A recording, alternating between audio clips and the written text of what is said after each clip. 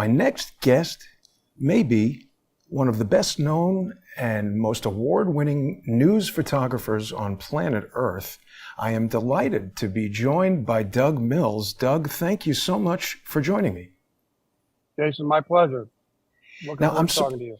Absolutely. I'm surprised that there still remain a few people who don't know who you are, but of course, you are the photographer who took this amazing photograph of Donald Trump in Butler, Pennsylvania, as a bullet whizzed right by his head, and we can see it here in the thumbnail. It's an amazing picture, Doug. I know you've been doing a lot of interviews and talking about it a lot, but I just wanted to get in touch with you because so many people who watch Crowdsource the Truth remain confused about some of the very complicated technical details surrounding this photo. Just yesterday, someone told me that you took this picture with a camera operating at 8,000 frames per second. I think that's incorrect. Can you tell us what happened?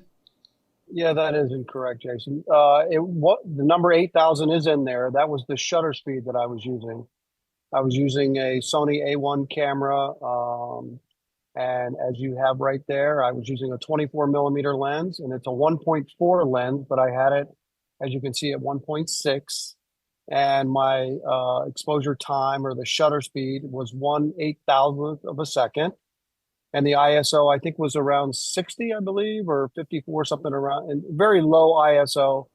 And for those photographers who know anything about ISO or formerly ASA, that has to do with the lighting conditions, whatever, conditions you're in. And I was in a very sunny, bright situation where the sun was bearing down on the former president as he spoke. So I was dialing my camera up to 8,000th of a second, because I use that 1.4 lens, and I try and use it with the minimal depth of field that I can. And what I mean by that is just, if I'm photographing President Trump, I want him to be the main focus of that camera. So the depth of field behind him is very shallow. So therefore at 1.2, 1.4, 1.6, which is where I was at 1.6, the background goes out of focus. As you can see, the people in the background, they're not really sharp. And that's just the way I like photographing President Trump. And I do the same thing when I'm photographing President Biden, same thing when I photographed President Obama. So these are great prime lenses. They're called a prime lens. Very expensive, and they opened up to let in a lot of light. Most photographers will use a prime lens when they're shooting in a very low light situation, indoors, dark arena, dark house. A wedding photographer may use it also in a wedding to just capture the bride's face and everything else out, to be out of focus behind them. Absolutely. And I mean, I don't want to question any kind of creative choice. Obviously, the lens, these settings, this is all very personal to the photographer. A lot of people have been asking, though, about, and thank you for sharing that ISO number, because I found it just odd that all these details were being given. I don't know that we've ever seen more ink spilled over the EXIF data of a particular photo than this one. And one question that remains, this resolution of 2,424 by 1,474, it doesn't really match any resolution that the Sony camera offers. I was wondering why we've only seen a cropped version of the photo. That's a great question, Jason. So when I'm using that Sony A1 camera, it's at 50 megapixels. That's the normal view that, or the size of the file that you have when you put it into your laptop. If I were to take a picture of us right here on the computer, or of you, and I was using my Sony A1 in an uncropped mode, the pictures would come out at 50 megabytes. But there's something called a crop sensor built into the Sony camera. And it is something that photojournalists use quite often with this camera, because it basically, if you're using a 24, and I have it customized on my camera to be able to hit a button and say crop mode, and it zooms in automatically for you. The picture that I took there of when the bullet went by was a full 50 megabit file. It's probably because it's been cropped down in this, when I sent it to the New York Times, it was in a crop mode. Now I can also, while I'm photographing the president, you have other pictures up there. So what happened was, as I was photographing President Trump, and you see, I can show you I have a fully uncropped version of this photo, and it shows all of the flag above him, and that was what I was doing. These are all cropped in the ones that we use in the newspaper and online. So basically, I take it into Photoshop and I can crop it, just like I would any other picture when I'm photographing the president. And when this whole situation happened, I was photographing the president, and he gestured to his right, and I had my finger on the shutter speed, and I kept shooting as I heard the pop, pop, pop. I didn't know what it was. I'm not familiar with an AR-15 sound. I kind of either thought it was a motorcycle or firecrackers or something that somebody had put off in the field, because it was kind of, farmland next to us. So I, didn't pay any attention because there were so many people there. I really couldn't see over there. But anyway, I kept shooting, holding down my finger on the trigger, and was able to capture those moments. And then once the president went down behind the podium, I couldn't see him. And I had on a wide angle lens. So my immediate reaction was probably not the smartest thing, was I ran around to the side to try and see how he was, to see what was going on. And by the time those 2 seconds that went around, he was already completely smothered by members of the Secret Service. I think there's a stopwatch that somebody showed us, a video with stopwatch, and it was less than 3 seconds, just around 2 seconds before they were on top of him and covering him. So once he was in that particular position, he was further away from me than normal. So I hit the crop button on the camera. So it automatically zooms the lens in without having a zoom lens. So I know immediately I'm going from a 50 meg file down to a 25 or 24 meg file immediately. So that's what I did there. When he came off and pumped his fist, I had it in that crop mode because it was zooming in more on him, because when I first saw him stand up and he had the blood coming out of his ear, I was like, oh my gosh, he has been shot. Right. And by that time I had not looked at any of my images like I did after the event. Sure. But I saw the blood on his face and realized, yes, he'd been shot, and then he was whisked off. Absolutely. And just to clarify, not to correct you, Sure. sir, but we're talking about a sensor crop, not technically an optical zoom. It has the same essential effect as zooming in terms of Correct. altering the field of view and the image size, but I just want our viewers not to be confused. So, and to make sure I understand what you've told us, this metadata here that represents 2,424 by 1474, this is the resolution, that's the maximum resolution you have of this image, is that correct? I can go, if you give me a second. I guess what I'm getting at is there any way to share the raw file? I know I'm asking you for the negative, and photographers are very sensitive about sharing this information, but I mean, you've told us this has been through Photoshop, it's been to the New York Times. There's a huge technical process here that I think a lot of people Sure. aren't familiar with. And in the latest cameras, sometimes these cameras have Wi-Fi and connect to your phone and They can do. send Mine the does picture. that too. Yeah. So this is sent to the New York Times as you're taking them, right? So if the camera's destroyed, the picture is still there. Correct. Yes, that is exactly right. So, if so, while this all was happening, I had my camera, my Sony camera, connected to a Sony device that allows me to transmit directly to the New York Times from my camera. So that's basically hooked up to either a Verizon, AT&T, or a T-Mobile, Like a user. hotspot. Exactly. It's exactly like a hotspot.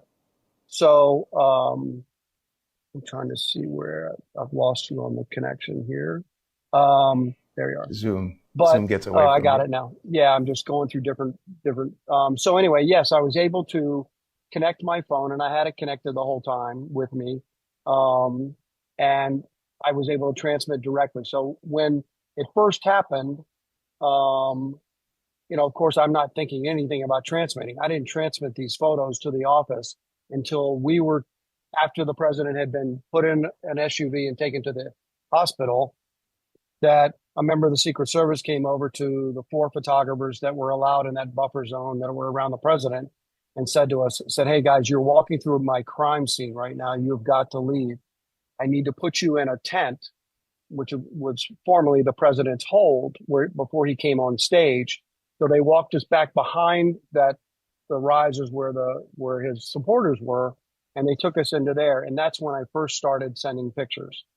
So once I started, and again, Jason, the last thing I thought about was that moment that the bullet went by, because I didn't know I had it. I was looking at my camera and looking through the viewfinder and saying, "Oh my gosh, he's pumping his fist, his blood on his face." So I'm sending those, and they took, probably less than 15 seconds to send per picture.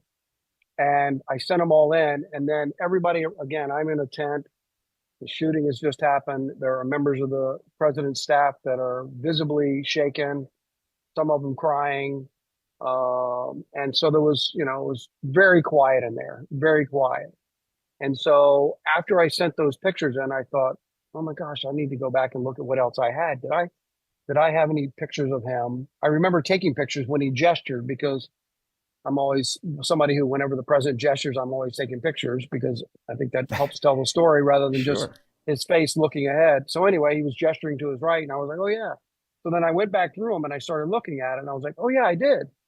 And I hadn't zoomed in, Jason. I had it, because there's a button on the camera also that once you're looking at it in the viewfinder, you can hit a magnification that would bring me up to, a more cropped version of it in the viewfinder. But again, Yeah. I wasn't looking at it that closely. Right. So I sent those images in, and I called the office and I said, "Hey, I'm sending you in some pictures now of the moment around when he was, shot at." And they said, "Okay, great. They're coming in now." And I said, "Yes, I'm sending you in like 10 of them." Because again, my camera was shooting probably 20 frames a second. So I think I probably sent in roughly 10, or as many as I could right then. And then the closer I looked, I could see that, once he heard it, then he winced, and then he grabbed his ear, and then he looked at it, and I could see the blood. Hmm. And I was like, "Oh my gosh, he has been shot." So the I when I spoke with one of our reporters, who called me and said, "I hear you're on the scene. What can you tell me?" All I'm seeing is television. It doesn't show anything other than what's going on, that he had come off stage, his face is bloody. There are reports that the bullet hit a teleprompter, and there's glass shattering from the teleprompter, and that hit his ear. And I said, "Well, I'm looking at photographs of the teleprompter right now, and it's fully intact. You cannot see it. So um, you can't see any damage to the teleprompter." So I said, "But I can see him when he puts his hand to his ear and he pulls his hand out and he sees the blood in it, and then he goes down. So clearly something hit his ear. We heard gunshots. The Secret Service is yelling, 'Active shooter, get down, get down.' There's no other question in my mind then that he had been shot in the ear." Yeah. I And mean, this. Jason, I am more than happy to share you a raw file. The conspiracy theories are something that bothers me, because, you know, I've got eaten alive on Twitter. I've been phone calls to my phone about it. And it's just, and again, going back to when I sent the photos from my camera to the office, I sent them into the office, and our photo editor, who was in charge then, Jen, called me back and said, "Oh my God, you won't believe this." She said, "We just cropped up one of your pictures, and it shows the bullet going behind his head." I was like, "What?" And she said, "Yeah, one of the bullets is passing behind him." And I said, "Well, before you do that, before we say that, can I please send you the raw image from my laptop? That is a JPEG file, a small JPEG file, just so there's no reflections. There's no, who knows what it could be. I have no, I was just saying, wait, let's, this is a big Right. deal. Let me send you the raw Yeah. image." So probably 2 or 3 minutes later, one of the president's staff came back into the tent, and I begged him to let us out. I said, I need to get my laptop. I've got something that's very important. The New York Times has already contacted a FBI forensic um, person, and they were already on the phone with them and contacting them and saying, we need you to look at this. Can you verify this is a bullet? And so I said, I need to get this picture to them in a raw format, and upload it to you and let you see it. So we got out of the tent. We were escorted back by the Secret Service and police to the tent. I picked up my laptop. I put it in. I sent the pictures immediately. And by the time I got to my car, because then they escorted us to the gates of the rally, and we had to go sit in the parking lot. And so by the time I got to the car, they said, "Yeah, it's confirmed with these last images that it is a bullet." It's an amazing story, Doug, I tell you. And I mean, that had to be one of the most, with all the shooting, I mean, you're right in the middle of it, and yet your instincts as a photographer tell you to just drive in there and get the photo. People might not realize this, but you are also the photographer who famously took images of George W. Bush on 9/11. You have been a witness and a front row participant to some of the most historic moments in recent American history. Oh, thank you. Yeah, I remember that day like it was yesterday also. Yeah, I was working for the Associated Press at the time, and was traveling with President Bush to Florida, and he was basically the beginning of a No Child Left Behind Education Week that the administration was launching. The First Lady, Laura Bush, was also going to be testifying on Capitol Hill at the same time about this same program. And I was with the president that morning when he went for a jog on a golf course not far from his hotel before the sun came up. And he normally would run maybe a mile or 2 miles. And this time he ran 2 loops around and was full sweated. And, then he went back to the hotel. We motorcaded back to the hotel. They checked all of our cameras again. They re-swept us. It's called sweeping when the president's, the Presidential Secret Service check us, and there's a team called the EOD, Explosive Ordnance Detail. They come and check all of every time we're with the president, anywhere we go with him, we go through, that kind of checkpoint, no matter what. When we get on Air Force One, anytime we go through that checkpoint. So anyway, we were at the hotel. We went back over to the school, and we were driving up to that elementary school in Florida. And back then, cell phones were not as prevalent as they are now. And I think there was a bag phone in the middle of the van we were in. And I think the Gordon Jandro, a personal aide and deputy press secretary of the president, was in the front seat. And he picked up he got a call, and he goes, "What's going on?" And he basically said, they were briefing him on a plane crash in New York City. And he said, "How big a plane?" And unknown. And, he just kept asking questions. And then finally, he turned around at us, and we were like, "What's going on? A plane? Where?" And he said, "Now there's been from what we hear right now, a small plane crash in New York City. It hit a building. We don't know anything other than that." Let me pause you a second, Doug, because this is an amazing story. You're on Air Force One leaving Florida with George Bush on September 11th? Yes. But this all happened when we were pulling up to the school, when the Gordon Jandro got a phone call that we were pulling up to the school where the president was going to sit in this classroom, read some books with the children, and then he was going to address this group about a program that the administration was, really getting deep into and publicizing, the No Child Left Behind program. So yeah, we were arriving, and so literally we walked into the school thinking, "Oh gosh, a plane crash. This is probably going to deter from this news story, depending on how big it is." But at the time, Gordon said it was a small plane that had hit a building in New York City. So we didn't know anything. And then when we got into the classroom, everything was normal. We didn't, it was typical, him sitting there. And all of a sudden I saw Andy Card, his chief of staff, walk into the classroom. And I've known Andy for a long time because Andy Card worked for Bush 41 as president. Yes, there's the moment there. And when he walked in the classroom, I saw Andy standing at this door, and I thought, my goodness, why is Andy Card the chief of staff coming into a classroom. Very unusual to me. So I looked at him. I couldn't get eye contact with him. I was trying because I know him and I've been around him. It's not like we have dinner together, but I've known him and I see him around the White House. I see him on the plane. I had known him for years. And finally I caught his eye and I go, I put my hands out. I was like, what's going on? And he basically just, gave me a number 2 like this. And I was like, peace, 2, what's that gesture? I didn't know. I was planes. completely, had no idea what it was. And then he, probably 30 seconds later, he waited till there was a slight lull because the teacher was speaking. I don't think he wanted to interrupt her. And then I think he realized I have to get in and tell the president what's going on. So he, leaned over and told the president, which we didn't find out until the day we were flying up to New York to Ground Zero, what he actually told him. And he whispered into his ear, said, Mr. President, a second aircraft has just hit the World Trade Center. America's under attack. It's a stunning moment, Doug.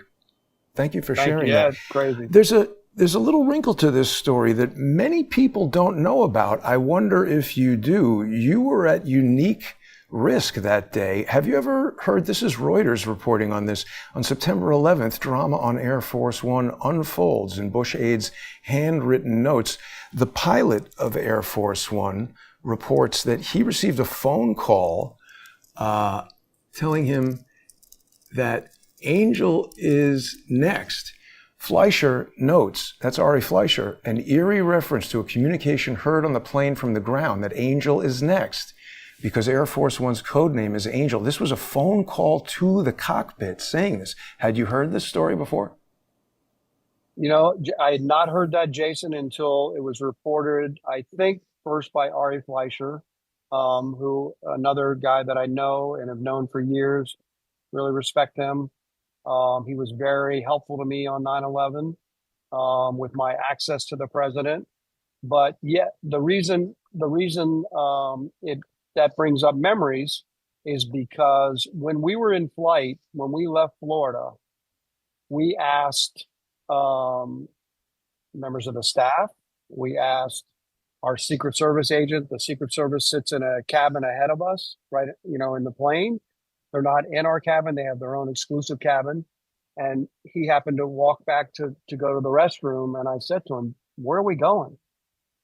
And he said, my last word was that we were instructed we were going back to the White House. And by that time, the cameraman and the sound man who were on the plane from CBS News, the cameraman was a former Eagle Scout, and Eagle Scouts carry compasses. And he had a compass on him at the time. He said, we're not going to D.C. He realized, he said, no, we're going east. We're not going north. So we were way out over the ocean and circling well above regular air traffic. By this time, we were hearing that planes were being grounded all over the country. And the reason this jumps out is because shortly after that, maybe when this word came that Angel was next, members of the Air Force police that ride on Air Force One, who are always on board the plane, and they have their own cabin also on the other side of the plane, rushed back into our cabin and made an announcement and said, listen, I need you to hear me very clearly. Everybody needs to take whatever they're holding in their bags and turn it upside down and put it on the ground. Everything in your, we're in the belly checking through everybody's luggage. But right now we need to open up every piece of equipment that you guys have to make sure nothing was put into your camera bags or your jackets or anything like that. So that happened while we were on board the plane, flying around at probably 45,000 feet. And it scared the hell out of all of us. And I think, and now in hindsight, now we know why they came back and did that. It's probably shortly after, the Air Force One pilot took that call, because they're like, oh shit, maybe somebody put something Someone's into infiltrated. one of the photographer or one of the members of the media's camera bag that wouldn't be seen. So, it was just another precaution that Yeah. takes place on Air Force One. And there's so many security precautions and measures that we go through every time we go on board that plane.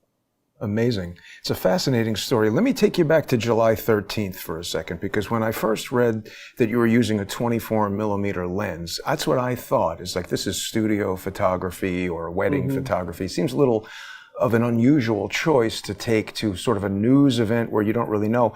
I know a lot of professional photographers who just don't like prime lenses, and I had noticed that in a lot of previous photos, you're using this beautiful Canon zoom. You got an EOS Yeah, 1. that's Why back did you when I had choose a a prime mustache that for day? one thing. Well, I think because when I switched over to Sony, which was probably, I don't know, 10 years 2018? ago. Yep, 28. Is that how long it was? Maybe not 10 years ago then. It seems Sony like a made a long big time deal out ago. of it. They've got this They big did. promotion. They did. Yeah, I was on C-SPAN, a couple other, talking about it just because, it's a different tool. Photographers are into tools, just like carpenters are into tools, just like anybody who works with their hands wants the best tool in their hand. And when Sony introduced me to this camera, I fell in love with it and it was completely silent. That 70 to 200 that I was using on the Canon lens, on that Canon camera, Sony makes the same thing, but it's much lighter.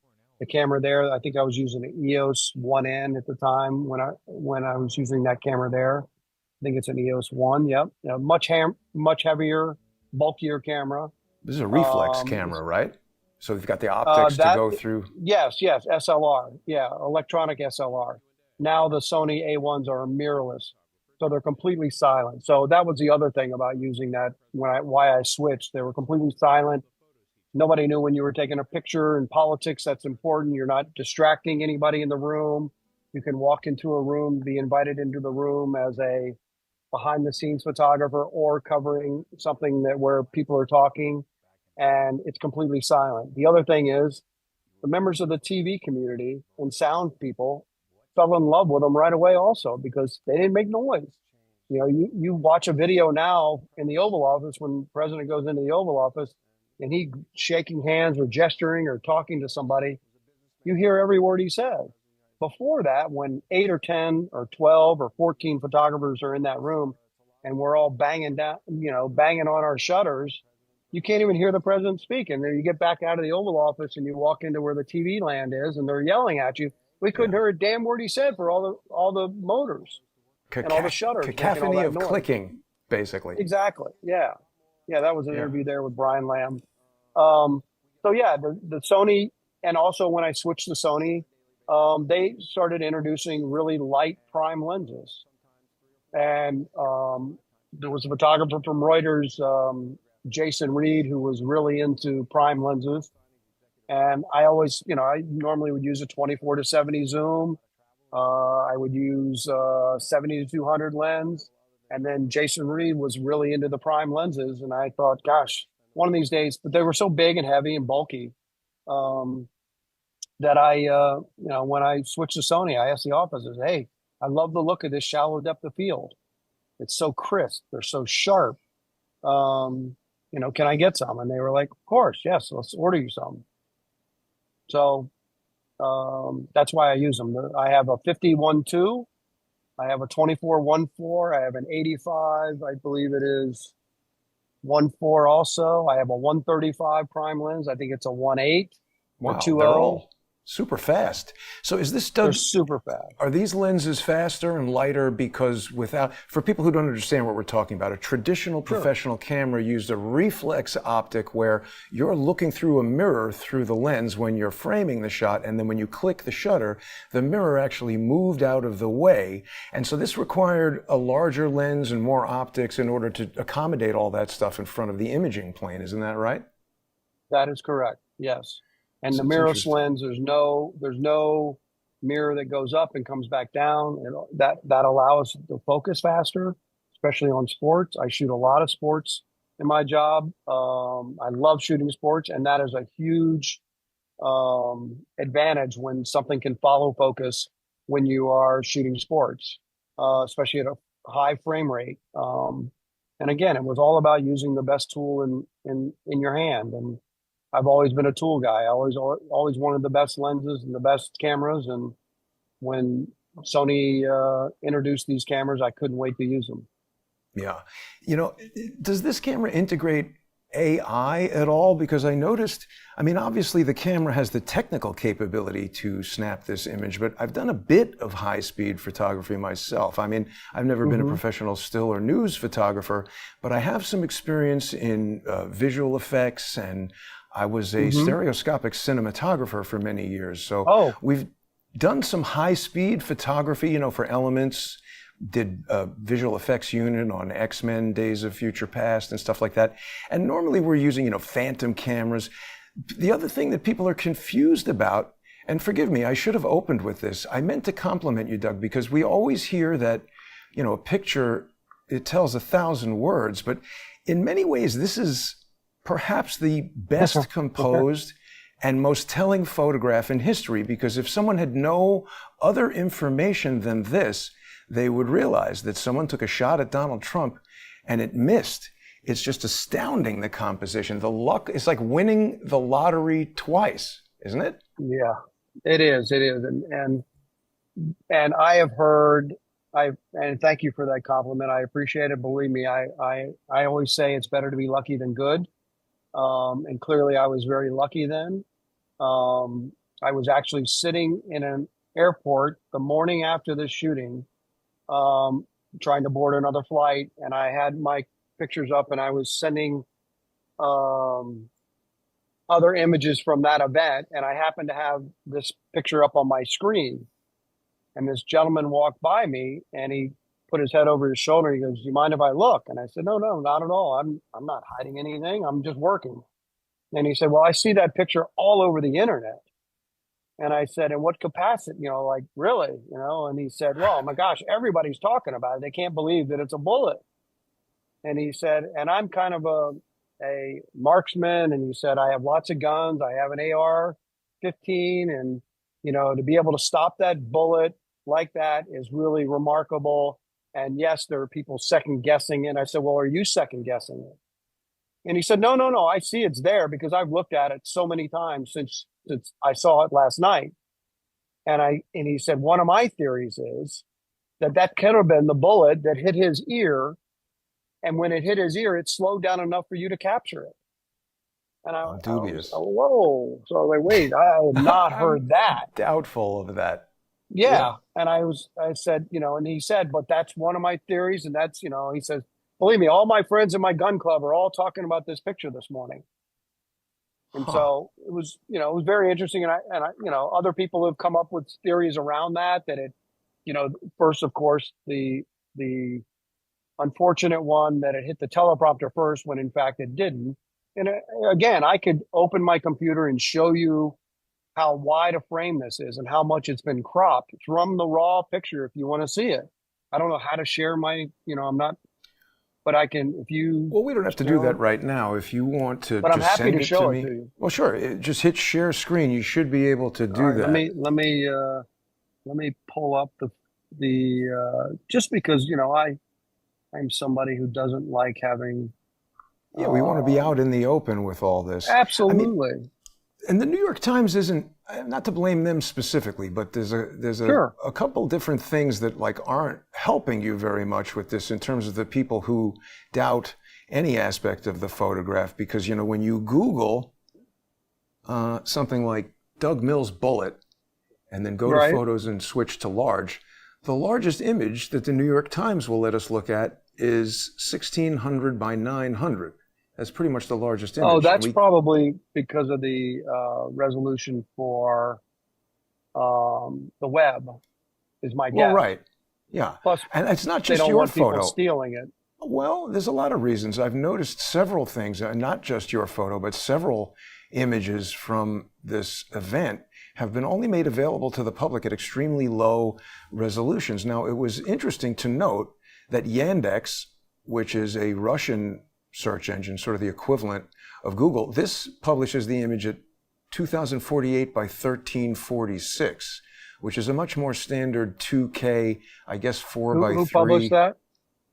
I'm not sure who published it, but I've got it here on Yandex. Oh, and it's okay. also interesting because it gives us more of your frame. We see the flag in the very top here.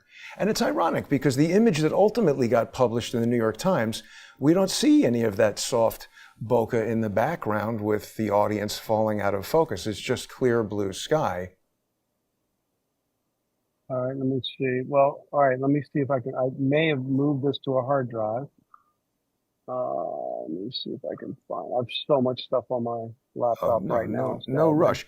So the other thing that I wanted to ask about, because when I was looking at that, 2K version of the image that I was able to get from Yandex, there are certain things in the image that became sort of more apparent. And I don't know, maybe this is, I don't have one of those Sony A1 cameras. I don't know the characteristics of it or anything. I don't know if you can even see this on your screen, but there's a bit of a double. I was looking at them.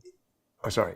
Bit of a doubling that happens on the edge of the hat here that I couldn't quite explain. I mean, we see it, someone that's online probably just being blown up beyond, Command Plus, and probably did that. I took this from the 2048 by 1356 image, which is the highest resolution one I was able to get.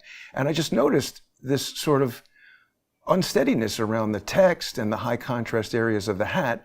Someone said it's chromatic aberration. I've evaluated a lot of lenses, and I think if this were chromatic aberration, we'd see green fringes here. We'd see something around his collar.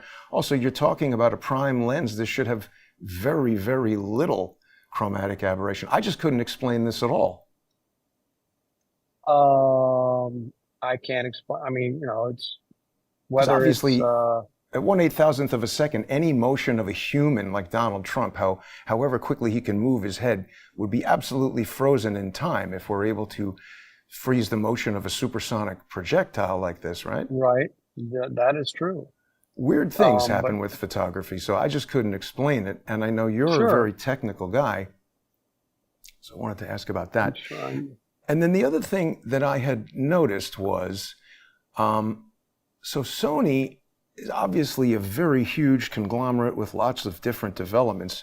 They have introduced this intelligent vision sensor, which is, I think, actually not a particular sensor, but rather an array of sensors and software that use a photosensitive chip like the one in any Sony camera, along with an array of other sensors, types of things that are used for autofocus and range detection and other things like that. And it can do various AI functions within the camera. One of the things that I noticed in looking up this patent was issued in 2022, or forgive me, 2023. It was applied for in 2022, but obviously this technology would have been in development for many years. One of the things that Sony tells us it can do in the patent is to select a goal and to trigger a photograph by motion. And I just wonder if there were any artificial intelligence features in use when you captured this image.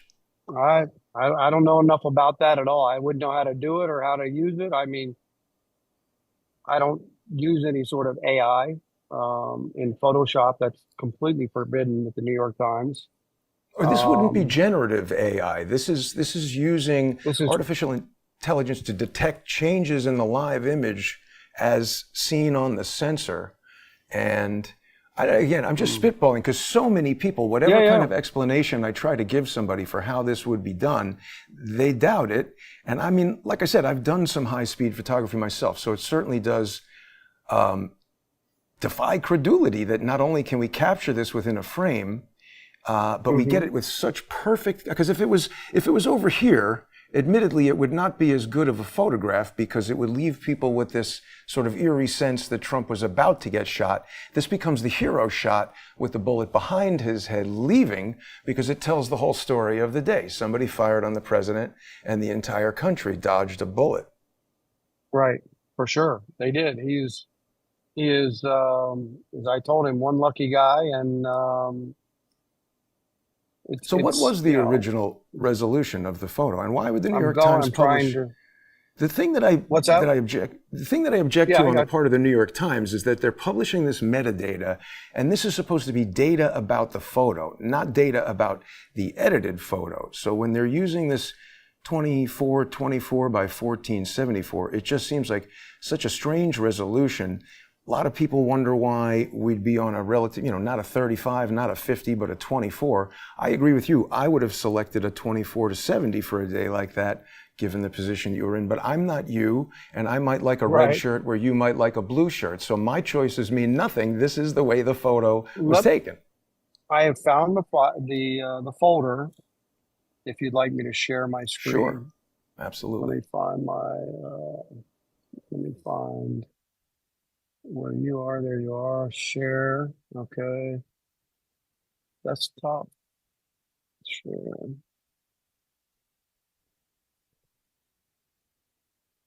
All right. I can't see what you can see right now. I don't know what I can It's see, still but you there.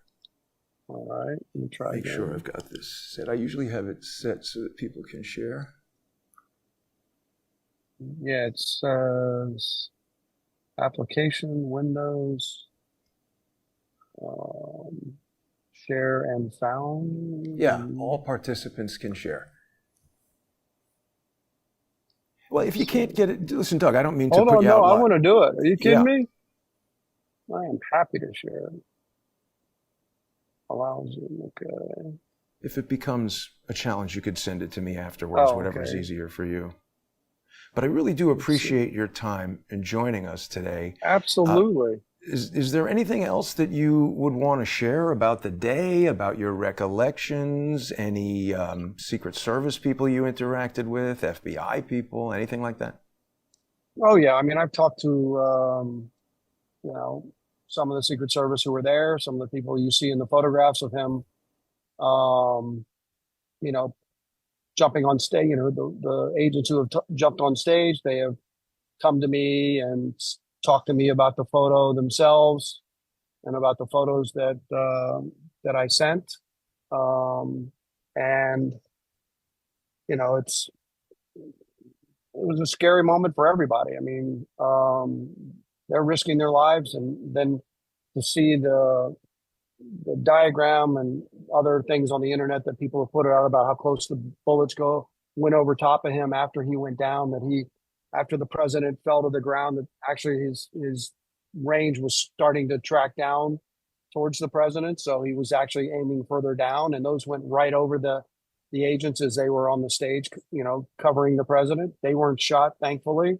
It's so sad that somebody lost their life and two people are still struggling for their lives. And that's, the first time I talked to the president about it, that's what I said. I said, first time I saw him was in Milwaukee after the shooting, backstage. And he said, Doug, how are you doing? I was like, Mr. President, I'm doing fine. How are you doing? And he said, I'm doing fine. I'm fine. And so then I said, I'm thankful that you weren't more seriously injured. And I'm very sad that somebody lost their life and two other people were, tragically injured and fighting for their lives right now. So we talked about that for a couple minutes, and then it was back to work. It was just like, then I'm back to doing my journalism job, and he's, about to go on stage. So, it's pretty remarkable that he was there just a couple days after this happened.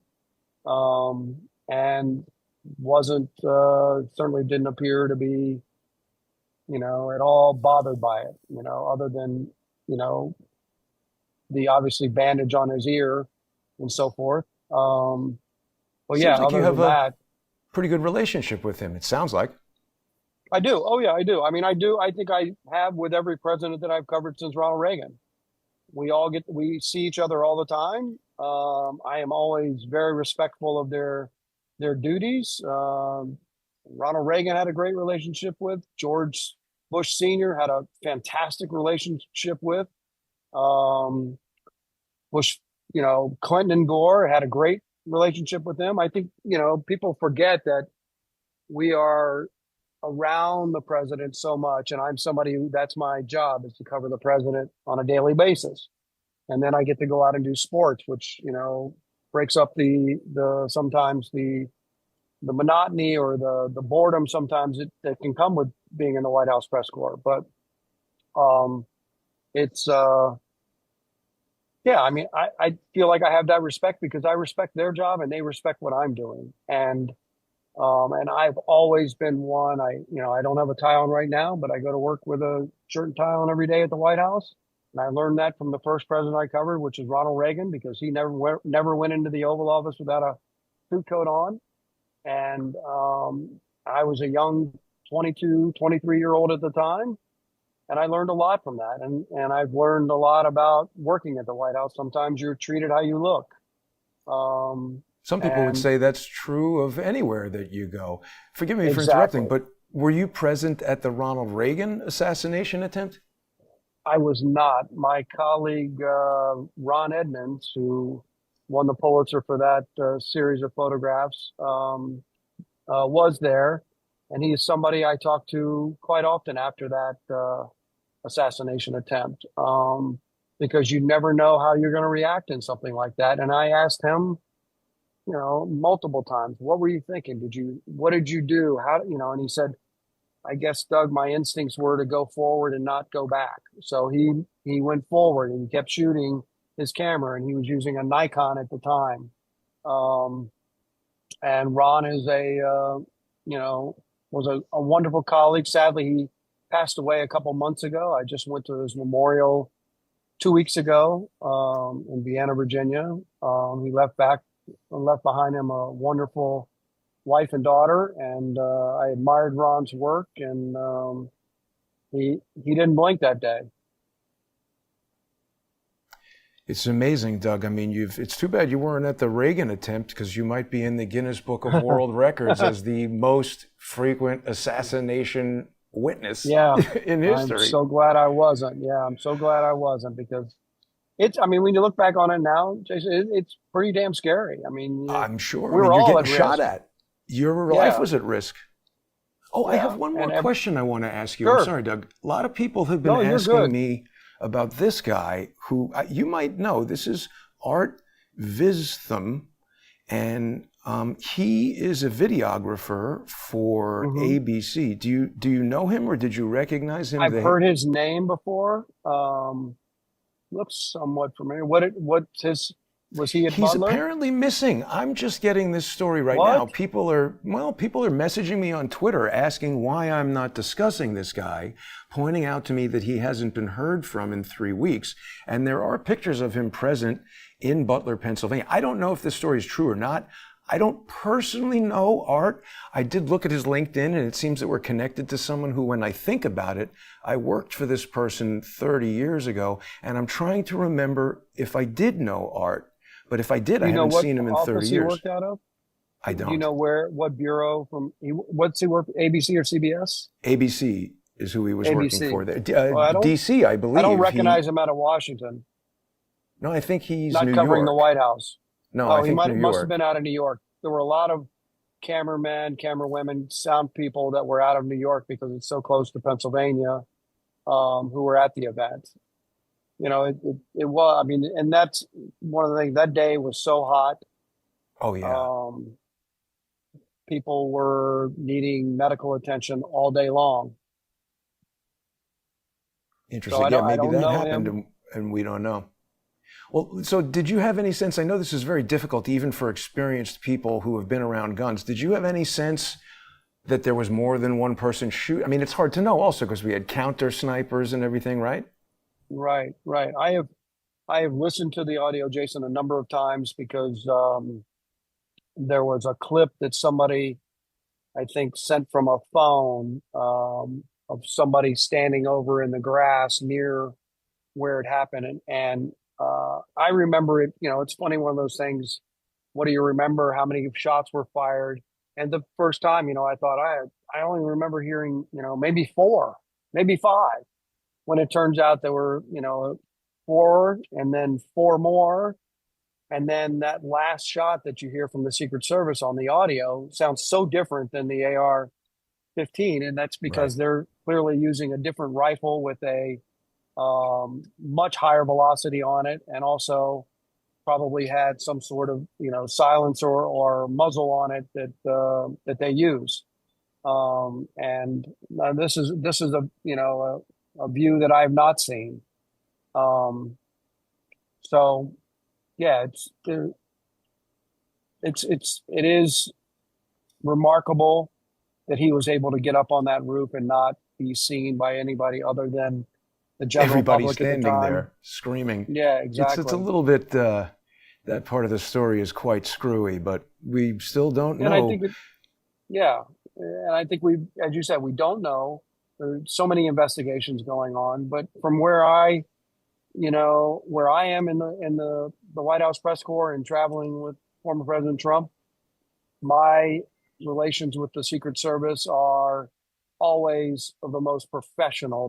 They are a group of men and women who take their jobs so damn seriously and are constantly uh, on edge because of their duty.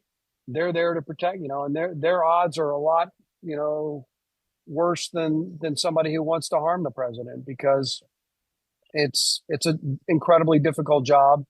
And I think everybody that's on what's called PPD, the Presidential Protection Detail, that were around the former president, did heroic work. I mean, they were on the damn stage within seconds and got him off of there. And, the counter sniper guys were there.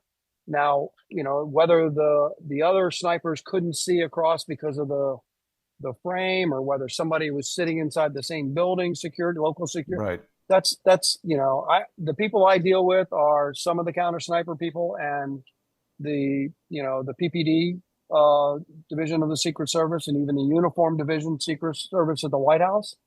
They are first class people who take their job so seriously and are so dedicated. They work the most incredible hours, and it's unfortunate that they're taking the hit, but on this because they're taking so much criticism.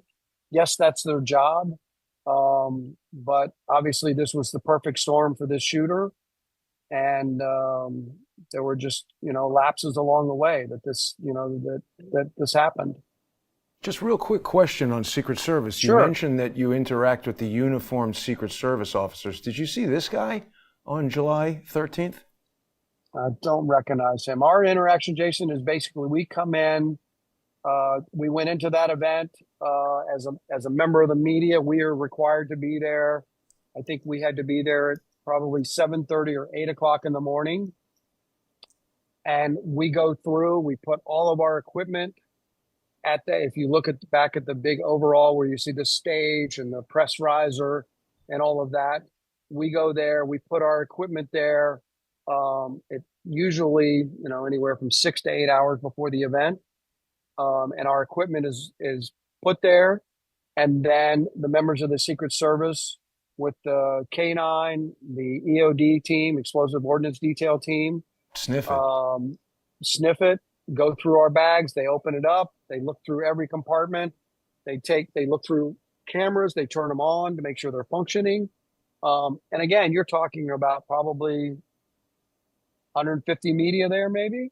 It's a lot of work. So, yeah. So, in my recollection from that day was we did everything in the morning. We dropped all the equipment and all of us left. We came back. I think it was probably 2 to 3 hours later, and they were still doing the sweep. So we waited probably another 30 to 45 minutes to get in because they had not finished, their normal sweep. That happens at So you lots of leave the events. equipment there and you walk away and they have all your photos, your laptop, everything? Everything. Wow. Does that make you nervous? That's, of course. I mean, I don't worry what they're going to do to it. I worry that But you're just without someone your else, stuff. yeah, you're without the gear, and They could lose it. if something were to happen, sometimes you can take a camera. We will usually ask the uniform division, "Hey, I need to take a camera with me back out." They said, "Okay, it'll be checked when you get back When in." you But come all back. the other stuff, yeah, but all the other stuff, the big equipment, the big cameras, the laptops, the long lenses, all that stuff has to stay here so we can sweep it. Wow. Doug, I really appreciate you taking the time and answering these questions and joining us and speaking to the Crowdsource the Truth audience. Doug Mills is a New York Times photographer, and he's worked as a photographer in the Washington Bureau since 2002, covering all these presidents since Ronald Reagan. There's no way you're going to open a newspaper or look at the internet and not see Doug's work. I really do appreciate you joining us today. And Doug, please take your time in locating the metadata and the raw file. Can we try and share now again, Jason? Oh yeah, sure. If you've got it, let's look at it before we go. I mean, I've got it. I've got it on my, I'm just trying to figure out how, when I hit share, it says open system settings. All right, let me try this.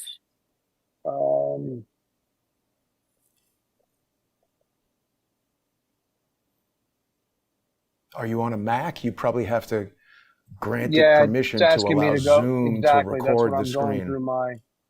I'm going to my privileges, which I have to request through the New York Times. They only let the FBI look at your private information without asking. Everything else takes a million steps. So what's the next big assignment? There's going to be another rally in Butler, PA, apparently. Will you go? Oh, yeah, absolutely. I will go. My next, I leave tomorrow to go to Florida, and then I'll join up with President Trump in Palm Beach on Friday morning and fly to Montana with him. Wow. And then I'll be in Montana on Friday night for his rally at 8 p.m. local time there. And then I will fly back on Saturday. So it's asking me, Jason, to quit my Zoom and reopen. Do you want me to do that? Yeah, we can do that. Sure. Let's do that real quick. I will quit and do that. And if we lose you, we'll just get it on an email or something. But I do appreciate Doug making all this effort to get the image here on screen. There we go. He's coming back in. I think it's working. We're about to. I think it is. There we go. All right. Let me go to that. Later.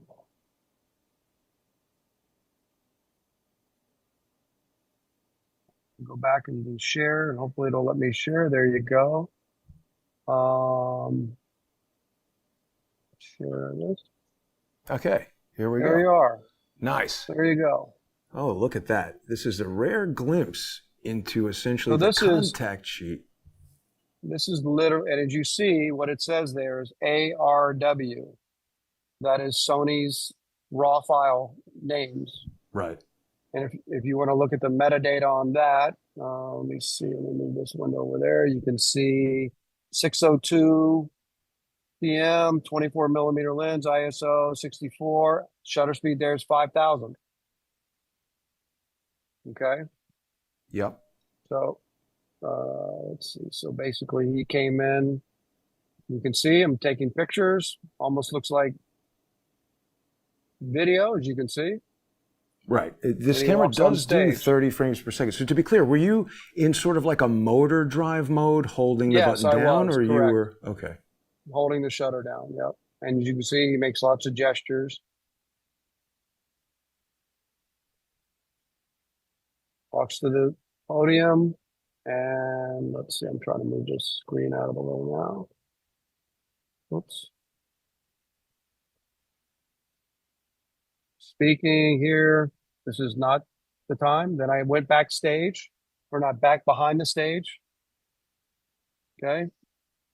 And then I'm shooting with other lenses at this time. And as you see here, I'm 0.008 of a second, 1/6. See it? Yep. And I'm back. Okay. He's gesturing here. No problem. All of a sudden, he looks over. Boom. Oh, it's really quite a wide frame there. So you're shooting vertically at times. Yeah, because I was trying to get the, and as you can see the flag is way out of focus, even though it's just above him. But I'm shooting at 1.4 or 1.6. So right. You know, I don't know if people can make that detail out, but this is very instructive, Doug. Thank you. I mean, I want people to appreciate what Doug is doing with us here. He's essentially showing us the negatives from his camera. This is not something that professional photographers normally will do, right, Doug? Oh yeah, I mean, but I mean, again, I want people to see what I saw. So here's 6:10. We're going to be a few minutes after this because they started firing at 6:11, right? And look at that. It tells you the seconds. Yeah. And you see the blood on his hand right there. So this is 6:10 and 30 seconds. They're already shooting, not 6:11. Well, this is what I had mine set up to whatever the global, you know. Right. Cesium fountain clock or something like that. Yeah, whatever it is. Yeah.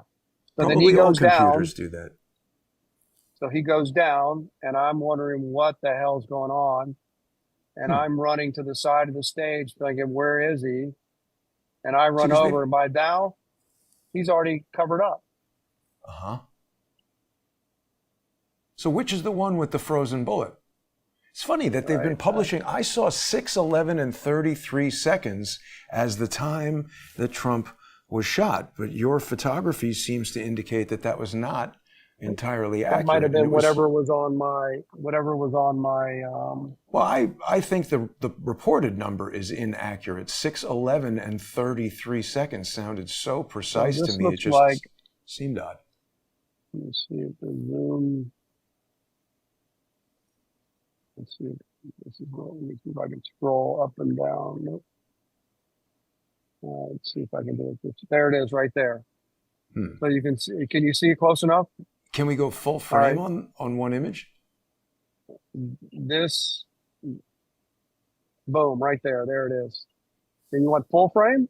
If you can. That's the crop mode right there. Right. The dotted line is showing us the cropped frame. Can we fill this screen with it or no?